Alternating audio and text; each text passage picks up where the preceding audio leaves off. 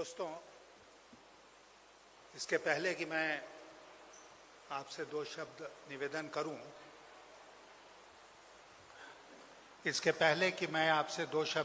करूं, मैं एक सुखद समाचार आप लोगों को देना चाहता हूं। ये जो ज्वाइनिंग है उसके अलावा, और वो ये है कि आज डेरेक ओबेरॉय जी का जन्मदिन है और उनका 60वां जन्मदिन है, जो बहुत ही विशेष है। तो इसलिए आप सब लोगों की ओर से हम उनको आज के दिन की शुभकामनाएं और बधाई देने का काम करता हूं।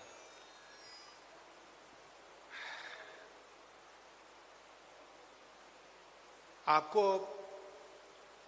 ये जो आज की घटना है उसके बारे में शायद आश्चर्य हो रहा होगा कि क्यों इस उम्र में, जब एक तरह से मैंने दलगत राजनीति से, पार्टी पॉलिटिक्स से अपने को अलग कर लिया था, तो फिर मैं पार्टी में शामिल होकर क्यों एक्टिव हो रहा हूं। तो मैं आपसे कहना चाहूंगा कि देश जो है वो एक बहुत अद्भुत परिस्थिति से आज के दिन गुजर रहा है।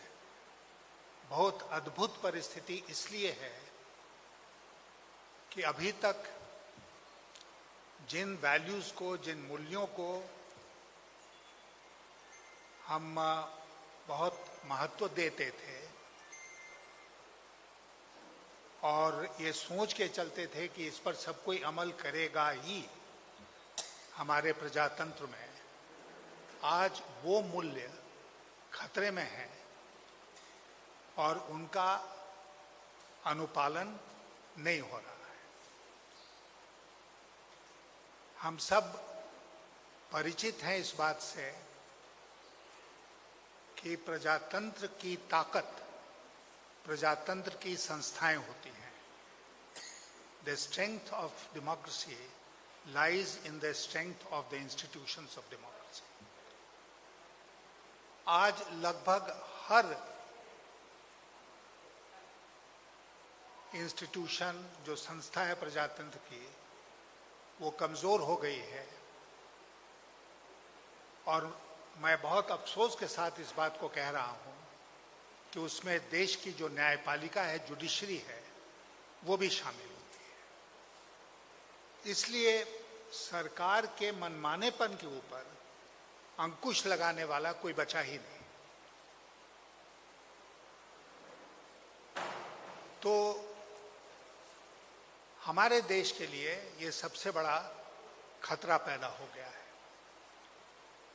प्रजातंत्र का मतलब ये नहीं होता है कि सिर्फ आप हर 5 साल पर चुनाव करा दें, लोगों को वोट देने का अवसर दें।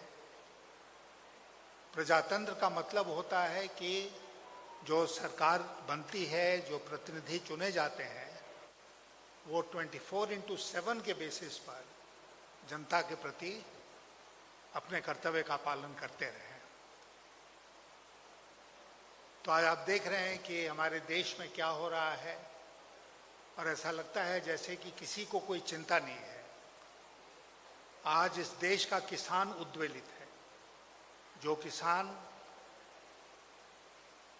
पैदा करता है, जो हम खाते हैं, अन्नदाता है, वह दिल्ली के सरहद पर बैठा हुआ है और किसी को कोई चिंता नहीं है।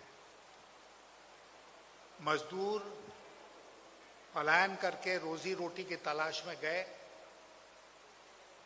फिर किस परिस्थिति में पैदल वापस होने के लिए मजबूर हुए, वो दृश्य हम सब लोगों ने देखा है।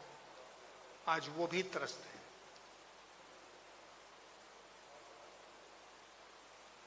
शिक्षा, स्वास्थ्य, ये सब आज दुर्दिन से गुजर रहे हैं और सरकार को कोई चिंता नहीं है। ऐसा लगता है कि सरकार का आज के दिन, और खास करके जो रूलिंग पार्टी है, उसका एक ही मकसद है। वो मकसद है किसी तरह चुनाव जीतो। जहां कहीं चुनाव हो, जिस स्तर पर चुनाव हो, उस चुनाव को जीतना जरूरी है। आपके मन में यह प्रश्न आ रहा होगा कि मैं तो अटल जी की सरकार में मंत्री था, तो मैंने उस पार्टी को क्यों छोड़ा। तो मैं आपसे कहना चाहता हूं कि अटल जी के समय की पार्टी और आज की पार्टी में आसमान जमीन का अंतर है। अटल जी कंसेंसस में विश्वास करते थे, आज की सरकार क्रश करने में विश्वास करती है। अटल जी लोगों को कोऑप्ट करते थे, आज की सरकार लोगों को कॉन्कर करना चाहती है, उनके ऊपर जीत हासिल करना चाहती है। आप अटल जी के समय का देखें, जो नेशनल कोएलिशन उन्होंने बनाया था, तो जम्मू और कश्मीर में नेशनल कॉन्फ्रेंस फारूक अब्दुल्ला, पंजाब में अकाली दल, हरियाणा में चौटालाज, उसके बाद आप आइए महाराष्ट्र में शिवसेना, कर्नाटक में जनता दल एस, तमिलनाडु में कभी अन्ना डीएमके या डीएमके,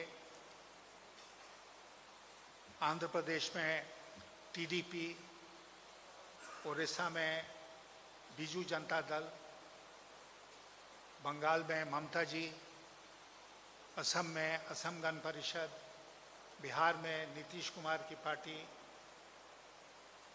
उन्होंने एक नेशनल कोएलिशन सच माने में बनाया और ये कभी उनकी इच्छा नहीं रही कि इनको दबा दो, इनको बर्बाद कर दो और वो जो स्पेस खाली होता है उसको स्वयं के लिए ले लो। आज की जो भारतीय जनता पार्टी है उसके साथ कौन है खड़ा? अकाली दल छोड़ चुका, शिवसेना छोड़ चुकी, बाकी जितने नाम हमने लिए कोई भी आज साथ नहीं है, हाँ अकाली छोड़ गए जो सबसे पुराने सहयोगी थे, बीजेडी चली गई। तो एक नीतीश कुमार जेडीयू को छोड़कर बिहार में, उनके साथ कोई महत्वपूर्ण पार्टी आज के दिन नहीं है। और इसलिए नहीं है क्योंकि उनके साथ वो रहने के काबिल ही नहीं है। इसलिए एक बहुत गंभीर लड़ाई आज जो देश में चल रही है, वो गंभीर लड़ाई केवल चुनाव की लड़ाई नहीं है, केवल राजनीति की लड़ाई नहीं है, वो देश की अस्मिता की रक्षा, देश में जो प्रजातंत्र है उसकी रक्षा की लड़ाई में बदल चुकी है। और मुझे लगता है कि जो लोग भी इसमें विश्वास रखते हैं कि देश में प्रजातंत्र कायम रहना चाहिए, उनको इकट्ठे आने की जरूरत है। ममता जी और हमने साथ मिलकर अटल बिहारी वाजपेयी की सरकार में काम किया था। ममता जी शुरू से ही एक फाइटर रही हैं। आज मैं आपको बताना चाहता हूं कि जब इंडियन एयरलाइंस का हवाई जहाज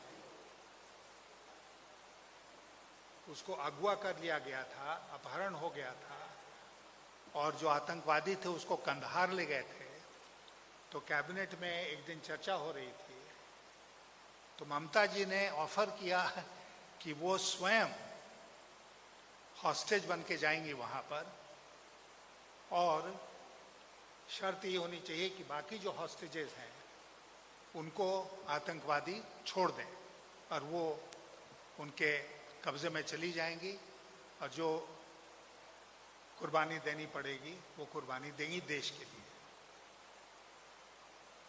तो आज ऐसी सारी ताकतों को इकट्ठे आने की जरूरत है। बंगाल में चुनाव होने जा रहे हैं, इसमें कोई शक नहीं है कि तृणमूल कांग्रेस बहुत थंपिंग मेजॉरिटी के साथ सत्ता में वापस आएगी, लेकिन मुझे लगता है कि हम सबका कर्तव्य बनता है कि उस थंपिंग मेजॉरिटी को और थंपिंग बनाए और बंगाल से एक संदेश जाए पूरे देश में कि देश अब इसको बर्दाश्त नहीं करेगा। जो कुछ मोदी और शाह दिल्ली से चला रहे हैं उसको देश अब बर्दाश्त नहीं करेगा और उसका पहला टेस्ट यहाँ पर है। आप जानते हैं गोपाल कृष्ण गोखले कह के गए थे कि what Bengal thinks today India thinks tomorrow. तो मुझे कोई शक नहीं है कि बंगाल के भविष्य के लिए ये चुनाव तो बहुत महत्वपूर्ण ही है, देश के भविष्य के लिए भी ये चुनाव अत्यंत महत्वपूर्ण है। और 2024 का जो परिवर्तन का रास्ता है दिल्ली में, वो आज बंगाल से होके गुजरेगा। तो इसलिए मैंने ये सोचा कि आज का ये वक्त जो है वो बहुत ही विशेष है और आज मुझे जो भी छोटी मोटी ताकत मेरे पास है उसको हमको जोड़ना चाहिए तृणमूल कांग्रेस के साथ और मिल के काम करना चाहिए। और इसलिए बहुत सोचने के बाद मैं इस निष्कर्ष पर पहुंचा कि दूर से नहीं बल्कि पास से, अलग रहकर नहीं बल्कि शामिल होकर मुझे तृणमूल कांग्रेस को और मजबूत करना चाहिए बंगाल में, इस चुनाव में, पूरे देश में, ताकि दिल्ली में 2024 का परिवर्तन संभव हो सके।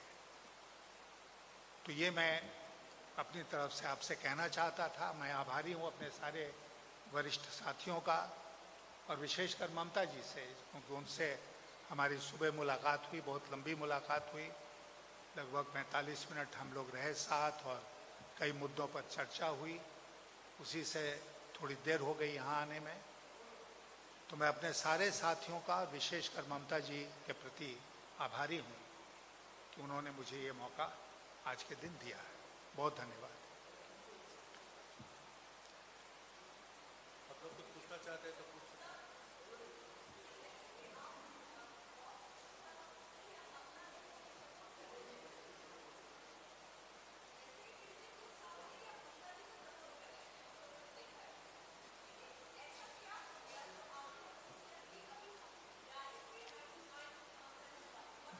बहुत बहुत अच्छा सवाल पूछा आपने, मुझे इसको कवर करना चाहिए था शायद। The tipping point actually was the attack on Mamata ji in Nandigram. That was the tipping point. और आज जब उनसे हमारी मुलाकात हुई और जो उन्होंने उस घटना के बारे में वर्णन दिया, उससे साफ हो गया कि जिन ताकतों के साथ आज बंगाल में तृणमूल कांग्रेस का और बंगाल की जनता का मुकाबला है, वो किसी भी हरकत से बाज नहीं आएंगे।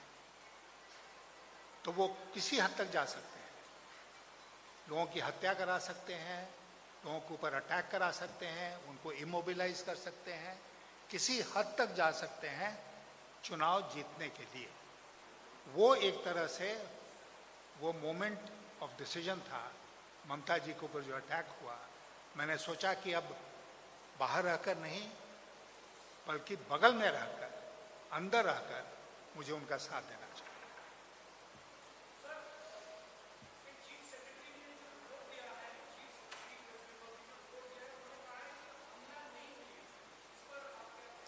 मैंने वो रिपोर्ट देखा नहीं है, लेकिन चीफ सेक्रेटरी वहाँ थे क्या? नहीं थे। जिनके ऊपर अटैक हुआ वो क्या कह रही हैं, सबसे महत्वपूर्ण वो है। और चीफ सेक्रेटरी रिपोर्ट किसको भेज रहे हैं? इलेक्शन कमीशन को। मैं बहुत अफसोस के साथ इस बात को कह रहा हूँ कि इलेक्शन कमीशन अब स्वतंत्र संस्था नहीं रही। सबसे जो हम लोगों के लिए तकलीफ की बात है वो ये है कि पहले ऐसा नहीं था। मैंने एक हाल में एक ट्वीट में कहा कि पहले ये था कि चाहे पॉपुलर रूल होगा, इलेक्टेड लोग शासन चलाएंगे, या धारा 356 लगेगी किसी राज्य में और प्रेसिडेंट रूल लगेगा। यही व्यवस्था है संविधान में। ये इलेक्शन कमीशन रूल की व्यवस्था नहीं है। इलेक्शन कमीशन रूल जो चुनाव की घोषणा के बाद और मॉडल कोड ऑफ कॉन्डक्ट लगने के बाद लागू हो जाता है, उसका कोई संवैधानिक उसके लिए व्यवस्था नहीं है, लेकिन हो जाता है ना। इलेक्शन कमीशन संविधान के मुताबिक इलेक्शन कमीशन का कंट्रोल होता है उस मशीनरी के ऊपर जो सीधे चुनाव कराई, और सीधे चुनाव कौन कराता है? District election officer. वो कौन होता है? वो होता है district magistrate. District magistrate district election officer होता है और वो चुनाव कंडक्ट कराता है अपने जिले में। लेकिन ये जो धीरे धीरे करके क्रीप कर करके इलेक्शन कमीशन ने सारा अधिकार अपने पास ले लिया है, मेरे मुताबिक संविधान इसकी इजाजत नहीं देता है। और मैं आपसे एक वाकया बताना चाहता हूं कि 1980 का लोकसभा का चुनाव होने वाला था और बिहार में उस समय स्वर्गीय रामसुंदर दास मुख्यमंत्री थे। मैं उस समय आईएएस में था और मैं उनका प्रधान सचिव था। तो सरकार ने फैसला किया कि चीफ सेक्रेटरी और डीजी पुलिस को हम लोग बदल देंगे। चुनाव की घोषणा हो गई थी, जो भी मॉडल कोड ऑफ कॉन्डक्ट था वो लग गया था, तो डीजी और चीफ सेक्रेटरी को बदल दिया गया।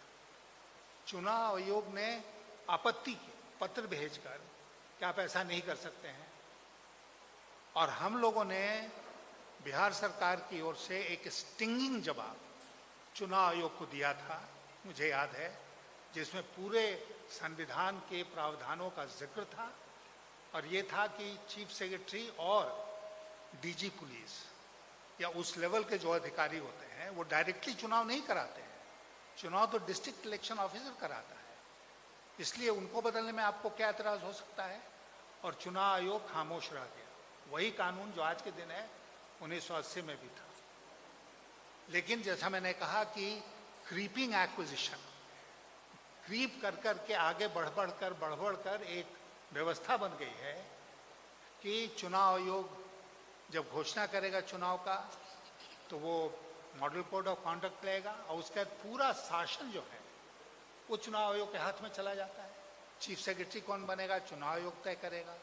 डीजी कौन बनेगा? चुनाव आयोग तय करेगा। एडीजी कौन बनेगा? चुनाव आयोग। कहाँ से यह अधिकार मिला चुनाव आयोग? तो इसलिए, और वो भी हम शायद माइंड नहीं करते, लेकिन जैसा मैंने शुरू में आपसे कहा कि वो स्वतंत्र संस्था रही ही नहीं, वो तो आज कठपुतली है भारत सरकार की। इसलिए विश्वास उठ गया है चुनाव आयोग से। इसलिए उन्होंने क्या कहा, उनके मातहत जो लोग हैं उन्होंने क्या कहा कि कैसे अटैक हुआ नहीं हुआ, वो बिल्कुल बेमानी बात है आज के दिन। और जिसको चोट लगी वही बता रहा है जब कि कैसे अटैक हुआ, तो उससे बेहतर और बयान कौन कर सकता है इसका?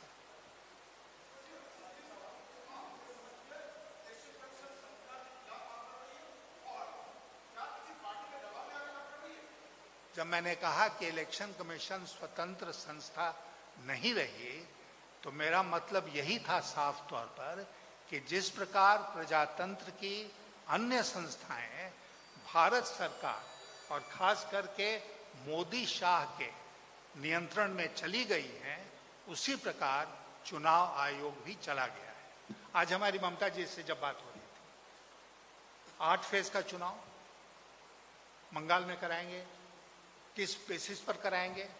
पहले 7 फेज हुआ था, तो इस बार 8 फेज कराएंगे। मैंने तो एक ट्वीट करके लिखा कि 294 दिन क्यों नहीं चुनाव कराया? हर दिन एक विधानसभा का चुनाव होगा, कराते रहो चुनाव, तुम्हारा शासन चलता रहेगा। ये कोई मतलब हुआ? आज की बंगाल की परिस्थिति में और पहले की बंगाल की परिस्थिति में आसमान जमीन का अंतर है।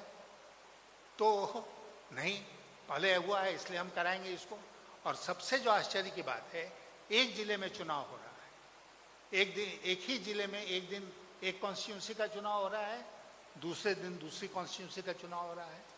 आप एक ही दिन को नहीं एक जिला में एक चुनाव कराते हैं। तो तोड़ मरोड़ कर चुनाव कराने का जो फैसला है वो मोदी शाह के नियंत्रण में लिया गया है और भारतीय जनता पार्टी को एडवांटेज पहुंचाने के ख्याल से लिया गया, और हम इसका घोर विरोध करते हैं। Thank you.